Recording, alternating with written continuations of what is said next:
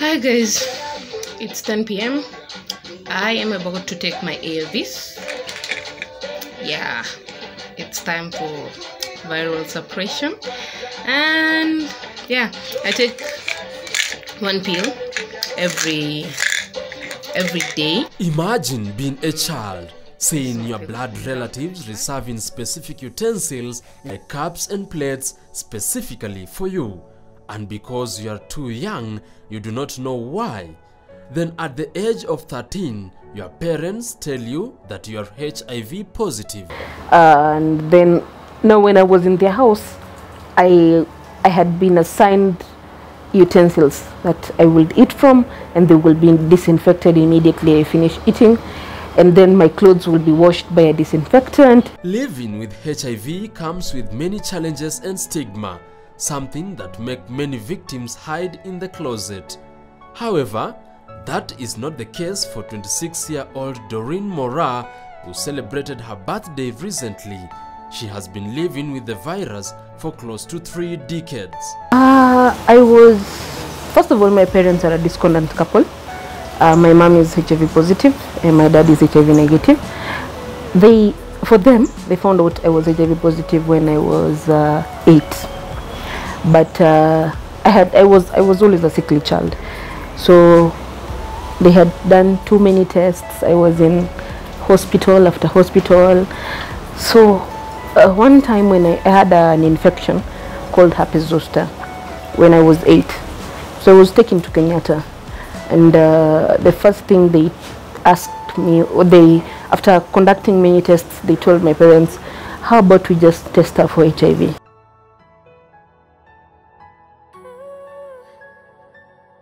Doreen's parents are a discordant couple who only knew that the mother is HIV positive 5 years after giving birth to her. So they got tested, and my dad was found negative, my mom was found positive. A church offered to take custody of Doreen to lift the weight of her parents, but her mother was adamant that she would take care of her, and if she was to die, she rather dies under the care of her arms.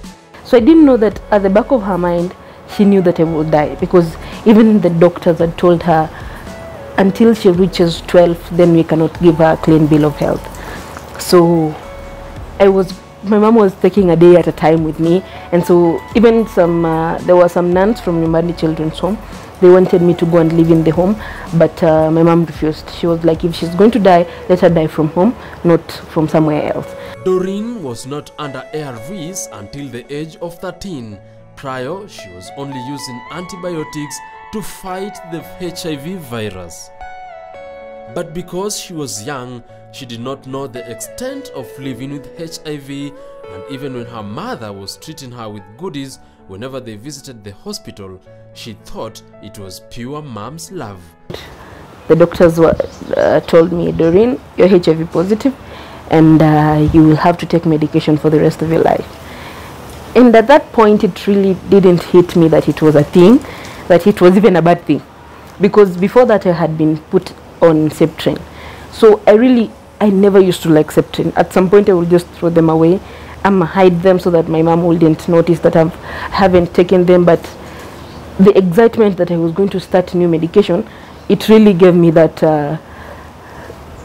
psych that now, there's something new coming up. Fast forward, after Doreen knew what HIV really means, she resorted to bizarre treatment methods in the hope of freeing herself from the virus. All these frustrations saw her clash with her mom, blaming her for infecting her with HIV. So on TV that Babu Aloliondo was curing every disease. So I knew that was what I needed in my life, because now I was in denial. I didn't want to accept my status, and I just knew that I needed a way out of being HIV positive, and that included me finding a cure. So I convinced my mom, because the queues going to Loliondo were very long, and I knew that people wanted to go there if it was a scam. So I convinced my mom. We went all the way to Tanzania. We drank the cup. And then we came back. With the society still viewing HIV as a monster, most men have steered clear from Doreen even when she is virally suppressed at the moment. She explains how most potential suitors would see no need to live with Doreen when there are HIV negative women out there. Actually, somebody asked that and he would be like, I leave all the negative girls out there to come and date a positive person. So I knew definitely that one. I wouldn't even go on with disclosing. Some just tell you, yeah, I'm okay with you being positive and everything else.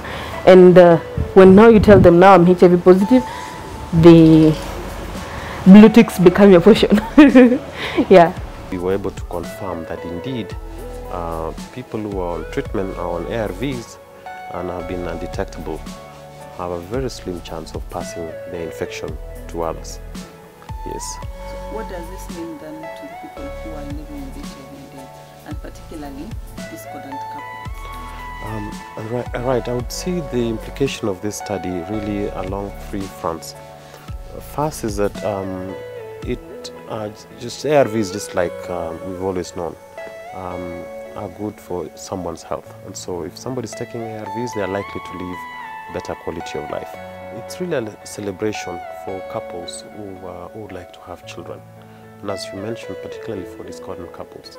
In the past, it's been very difficult for discordant couples to have children because as they are trying to have children, there's a risk that one partner may infect the other.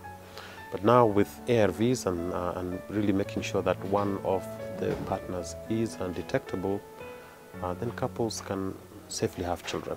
Some you think you are reading from the same page and you realize you're not reading from the same page. Because people still know that as long as you are in a relationship with a person who is HIV positive, you are definitely going to be HIV positive. And as Doreen explains, HIV does not kill you. Stigma and opportunistic diseases does. Scientifically, the virus only weakens your body immunity, exposing you to curable opportunistic diseases. Doreen explains how one such disease almost killed her. Yeah, herpes zoster. Herpes zoster is an infection that I have fought so much, because it started with my face, my back, my mouth most of the times, especially when I'm sick and my immune system is low. The sores, the cold sores always come out. Wow. And it's bad, but then I think that is the one that has really disturbed me, and because it's painful. It is so painful. By the time the infection heals, you have gone through a lot of pain. Yeah. But as she says, you only need to observe a healthy, balanced diet, and taking your medicines helps to avert such challenges. You also go through a nutrition class to tell you how you're supposed to eat during the day, where you're supposed to eat the fruits, where you're supposed to eat the vegetables, because you need that. And I can't really say that it's an expensive thing. It isn't. Doreen is now an HIV advocate and uses her social media pages to encourage persons living with HIV. She is very vocal in advising Kenyans like her own how to overcome stigma from self as well as the society, as she says that is the main problem facing people living with HIV. I do my advocacy a lot on social media, both Facebook, Instagram, Twitter. I'm always there giving people hope, you know, and then it's a bigger platform because a lot of people are on social media nowadays, so they see. I do posts that are trying to break down the mentality that HIV is a death sentence, because I have lived with it for almost 27 years now. So if it was a death sentence, I'd be dead 27 years ago.